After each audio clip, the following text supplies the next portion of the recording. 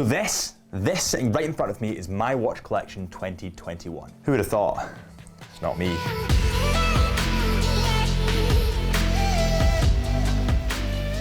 Welcome back to the Chisholm Hunter watch vlog. My name's Harrison and well, let's take a look at the collection. So let's start from the beginning. Let's start with the watch that got me into luxury watches in the first place. It's the Oris Artelier skeleton watch. Now, the Oris Artelier skeleton watch is obviously skeletonized. And I remember talking to my parents when they were asking me what I wanted for my birthday, and I'd been working in the luxury watch industry for a year, and I said, you know, I love seeing into the movements. I love seeing the intricacies of these movements. So this is the watch that came back with. It's a pretty perfect fit. It comes in at 40 millimeters in diameter, but because of the no bezel, it wears that slight bit bigger. You can see the damage on the polished stainless steel because of the wear that I've given this, but I quite like it. It gives the watch character. It gives the watch sentimental value. And this is a watch that I hold very close because it was the watch that started everything. And what's more to this is, I'm 24 now and I got this watch when I was 17. That's 7 years. I've not worn it in 3 years and I've never serviced it. And I know that you should service watches every 2 years, but this still works like a charm. It's just so sentimental to me. I hold such value on where I got it and the memories behind it, so I will never sell this piece. So moving quickly on to the next watch in my collection, and you can tell that I'd obviously been in the industry for a while at this point. It's the Tudor Blancpain Heritage. Now this is the ETA version, and what attracted me to this version, well, firstly, I was young. I wanted a splash of color. I liked that burgundy on the bezel. Secondly, I like the fact that it has gold indices and that reflects against the dial really well. But the one thing that attracted me more than both of those facts is the fact that it had a rose on the dial. Now, Tudor changed this to the shield when they went with their in-house movements, but the rose is just, it stands out so much against that dial and I really, really like it. And this is a common theme in watches in my collection. I tend to go for stuff that is a little bit different, is a little bit more quirky, maybe a little bit more out there. Maybe it's the photographer in me that is drawn to these facts, but I did love the fact that the Tudor rose is no longer on the dials of the Blancpains, it's the shield, so that's something a little bit different. The next watch is probably one of the highlights of my collection, and I'll go over why in a second, but I'm out of coffee, give me a second. Oh, right, we've got our coffee, we've got our watches. The only thing that's missing is a biscuit. So the next one up is one that you probably wouldn't have expected. It's the Casio F91W. Kind of looks like this. And the reason that I got this was, actually I was traveling with my friends and we were traveling to South America. We did this around about 2 years ago. And in South America, it's dangerous to say the least in some of the parts we visited. So I wanted a watch that I wouldn't be as worried about that would still work. I have to say, this is probably the only watch within my collection that has totally outdone my expectations. I mean, what watch can you pay £10 for and 2 years later, it's still working perfectly? I just feel that Casio is one of those essentials for any watch collector. I'd actually quite like to upgrade to a new Casio, but the fact that this is still working is pretty crazy. Look at this, the light, see that little light? It still works. 2 years on, £10 down, and the little light still works. So listen, at the end of the day, £10 down and one watch up 2 years later, one Casio up, it's not a bad deal. But anyway, moving on to, I'd honestly say my personal favorite in the whole collection. It's the Grand Seiko US American exclusive. It's got the spring drive. Let's get into some of the details because this thing's nuts. This model is the SBGA 387. And there's a couple of reasons why it's probably my favorite watch in the collection and not my favorite everyday wearer. I have to say that because I wouldn't feel comfortable wearing this every day. So the reason that I wouldn't wear this every day is because, well, it has Zaratsu polishing on the case and obviously the bracelet. Now, although this is beautiful and it's highly, highly reflective, I'm playing with it in the light, it does scratch a little bit too easy. And that's why I'll come on to my other watch that is my everyday wearer, but I wouldn't wear it every day. It's more of a dress watch. It makes me feel special when I wear it. And what makes this watch so special and unique to me is, well, firstly, it's limited to 558 pieces, giving it that uniqueness that I've talked about before.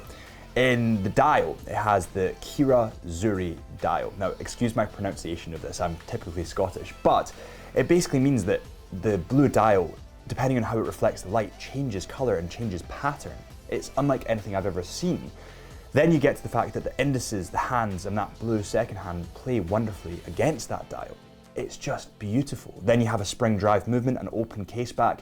It's just my perfect dress watch, and I will never ever sell this. I remember when I first bought this watch, I remember the excitement that I felt when I eventually got my hands on it.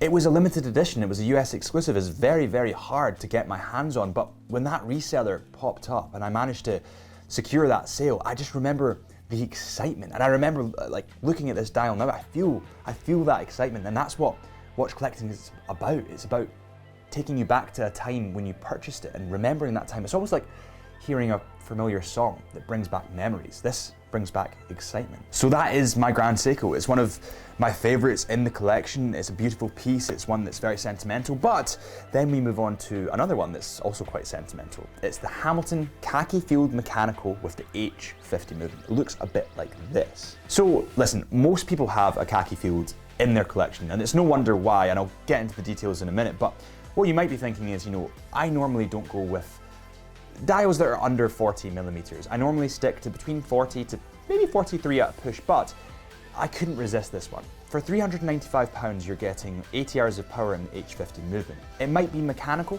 but I can breeze past that because of the incredible price. It has a NATO strap and obviously blasted metal for the case.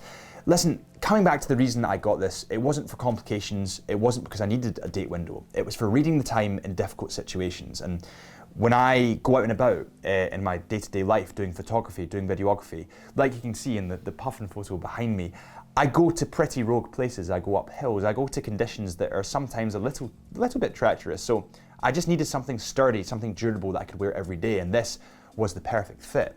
Will I keep it? No, but here's the reason why. I just feel that with my collection, I have so many steel variants that I would love the bronze Khaki Field. It's not that I don't like this version, but I would just love this in the bronze. I'd love it to patina over time. I'd love to have a bronze addition to my collection. So it's not that I don't like this, I actually really love it. It's been my everyday wearer for almost a year now. I just want the bronze version. That is the Hamilton Khaki Field Mechanical. Incredible timepiece. I've honestly loved my time with it. I really do want that bronze edition. So moving on to the most recent purchase in my watch collection. And before I move on to it, I've just realized I have 6 watches here. How many watches do you have in your collection? What watches do you have in your collection? Let me know in the comments. So the final watch in my collection is the Omega Seamaster 300 meter diver. Now I've covered all the specs on this watch in a different watch vlog. So if you want to see that, I'll link it up here for you at the moment. But here's my personal story. So I remember when I was younger, I must have been 15 or 16. Sorry, I'm just trying to straighten the bezel at the moment. So I must have been 15 or 16. And I remember watching Casino Royale with my dad. Probably shouldn't have been watching it, but I was. And I really liked the fact that Omega had the association with James Bond, but that's not what got me. What got me is the sentimental value that I attached to the movie and in essence, this watch. Whenever I look at this watch, I'm reminded of my dad. And after all, I've talked about this before, when you look at a watch in your collection, you should be reminded of a time that was truly special to you.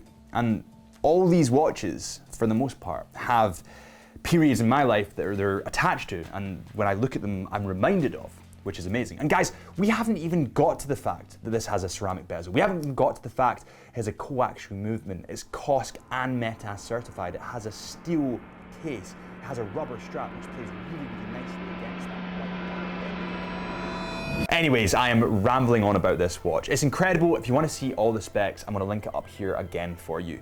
That is my watch collection 2021. I hope you guys enjoyed. It might change a little bit next time. I've got a couple of changes in wanting to happen, a couple of new additions.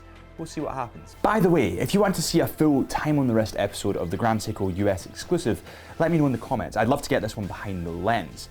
If you've enjoyed this episode of the Chisholm Hunter watch vlog, make sure you hit the subscribe button right here. If you want to see more from the Hamilton Khaki Field, make sure you hit it here. And if you want to see the watch vlog, where we take some pretty incredible watches to amazing locations, make sure you hit it here.